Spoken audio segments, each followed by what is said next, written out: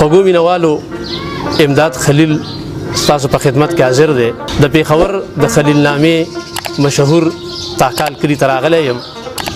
ارباب الطاف صاحب د خلیلو د سیمې یو خیرازه او زیرک فکر دی. غوښتل مو چې تاسو سره د هغوی ملاقات وکړو. زما پښتو ادب ډېر زیات خوښوم جی او دا څومره د پښتو کلاسیکل ادب چې دی لکه رحمان بابا، خوشحال بابا، علی خان بابا، حمید بابا، عظیم بابا، دا به ما لوستل، دا به مې کتل. دې سره زما د پښتو ادب سره د مینه او تعلق زیاتېدو او خپل لیک بیا ما تقریبا ما ته چې تر کوم یادېږي نو دا کال 1980 جی چې د هغې نه څه لږ ډېر مات ګوډ هغه خپل لیکل کوي.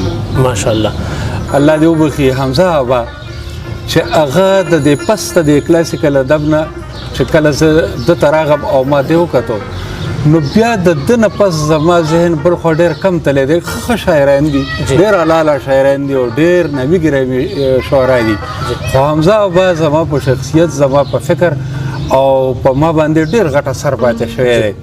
او دې شعرا چې زما ته تر کومه یادېږي نو په دې اخري ژوند کې زمونږ څه لږې ډېرې مرکې خبرې اترې راغلي دي او هغې کې زمونږ د اصلاح، بلکې ما ته به اکثر داسې ویل چې ته به چا پیدایشي شاعر یې، ماشاءالله بس ته لیکل کوه چې لیکل کې په خپله به د لیکلو سره هغه انداز او اسلوب برابرېږي.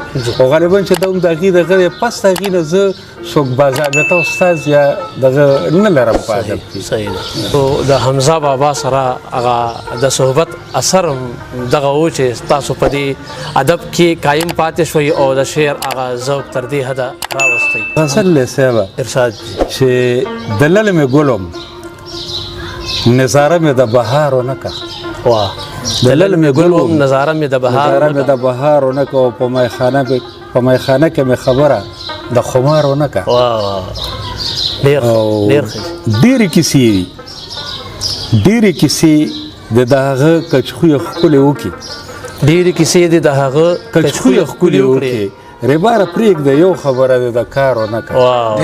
ډېر ښه ډېر ښه. او منصور ته ګورم پوهېږم چې اسانه نه ده. منصور ته ګورم پوهېږم چې اسانه نه ده. هم لیونو کړله هغه چې هوښیار ونه که، ډېر ښه ډېر مننه. لکه د باد په ښایستونو باندې تېر شومه زه، لکه د باد په ښایستونو باندې تېر شومه زه او راغلی وم خو یو سودا مې په بازار ونه که. ډېر ښه بیا وایي دا شعر. لکه د باد په ښایستونو باندې تېر شومه زه راغلی وم خو یو سودا مې په بازار ونه که. ډېر ښه. او په دې کعبه کې د بوتانو استانې جوړې دي، په دې کعبه کې د بوتانو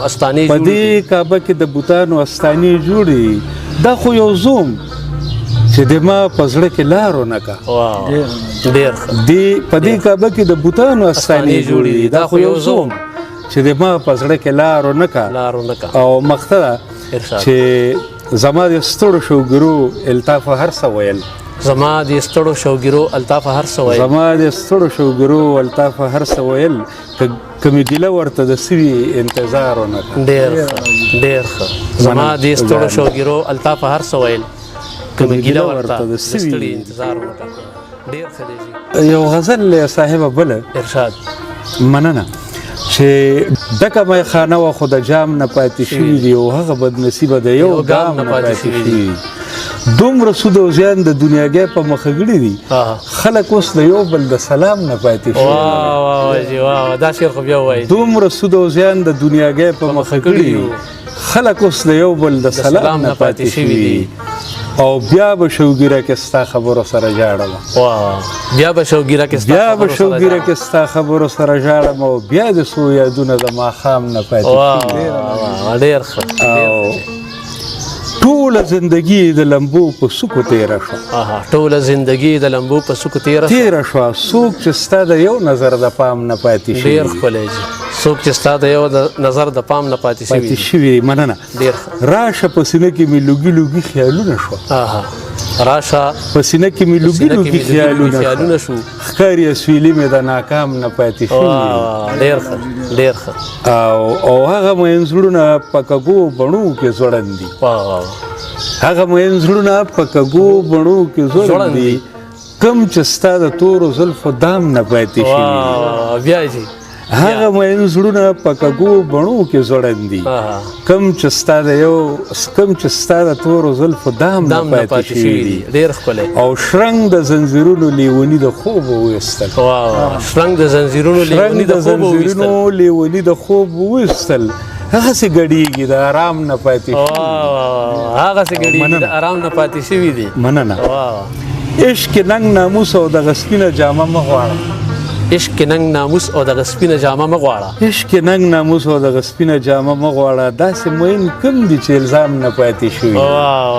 داسې مین کم دي چې الزام نه پاتې شوي دي او تش د زړه دردونه او آهونه وویل تاف سره تش د زړه دردونه او آهونه وویل تاف سره دغه څو غزلې د بدنام نه پاتې شوي ډېر ښه دی دغه څو غزلې د بدنام نه پاتې شوي ماشاءالله جي ستاسو فکر تاسو سوچ ته سلام کوو او غواړو چې یو ښکلی نظم هم د نوورو مینوال به په تمه یو نظم دی صاحب آزاد نظم دی ارشاد او د دې نظم عنوان دی جز لکه نشه چې بره خیږي بند په بند خوره شي لکه نشه چې بره خیږي بند په بند خوره شي لکه چې بوی د ګل نه وځي غزونې وکړي او لکه چې پیغله شي سپوږمۍ د څوارلسمې په بام لکه چې پیغله شي سپوږمۍ د څوارلسمې په بام لکه چینه چې په مستی شي نور هم خوږه شي او لکه چې سترګې د ماشوم په جړېدو پټې شي لکه په خوب کې چې د یارې څوک ټوپونه وهي لکه د اوښ کې چې راوځي بیا دمه نه کوي لکه په خیال کې چې څوک خپل جانان ته غاړې وځي لکه په خیال کې چې څوک خپل جانان ته غاړې وځي او لکه چې زړه د خپله واکه وځي ورپېږي لکه چې ورځې د نخترو په سر سورې وکړي او لکه پتنګ چې سوځېده ورته بقا ښکارې شي لکه د نوې غوټۍ نوې ارمان ټوک وهي او لکه سپرلی چې د سرو ګلو خزانه وشیندي لکه جذبې چې په سینه کې انقلاب راولي لکه جنون چې په خندا په زړه کې ځای ورکوي او داسې راغلی وم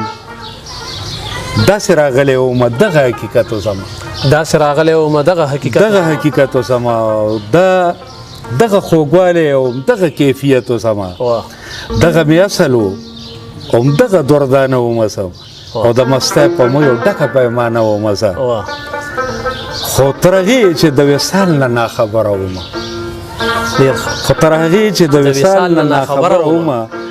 زه د خوږو د ترخو په معنی نه پوهېدم چې پوهېدم بیا څه پاتې نه و جز چې د کل سره یو ځای شي بلکې څه پاتې شي